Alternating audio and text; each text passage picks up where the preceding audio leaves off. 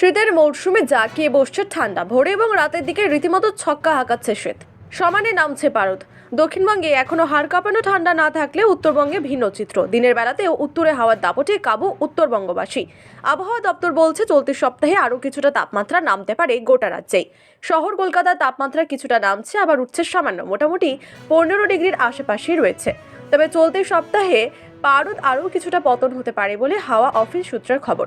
বড়সড় তাপমাত্রার পতন না হলেও 1 থেকে 2 ডিগ্রি পর্যন্ত তাপমাত্রা নামতে পারে, অর্থাৎ শীতের আমেজ আরও বাড়বে। ইতিমধ্যেই পশ্চিমের জেলাগুলির অনেক জায়গাতেই তাপমাত্রা 10 ডিগ্রির নিচে নেমে গিয়েছে।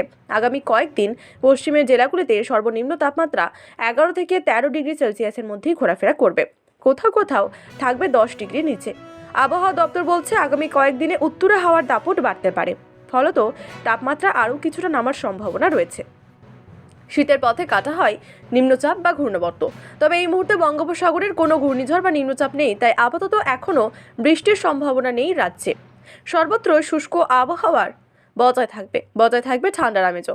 কলকাতা সহ হুগলি, উত্তর 24 পরগনা, দক্ষিণ 24 পরগনা, পূর্ব মেদিনীপুর, পশ্চিম মেদিনীপুর, ঝাড়গ্রাম, পুরুলিয়া, বাঁকুড়া, পূর্ব বর্ধমান, পশ্চিম বর্ধমান, বীরভূম, মুর্শিদাবাদ এবং নদিয়া সব জেলাতেই হালকা থেকে মাঝারি কুয়াশার কারণে দৃশ্যমানতা কিছুটা কমে আসতে পারে।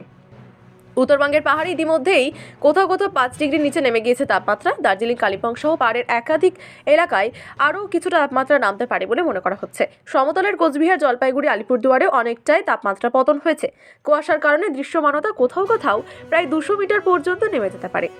আবহাওয়া সব খবর পেতে নজর রাখুন বিবি নিউজের পর্দায়।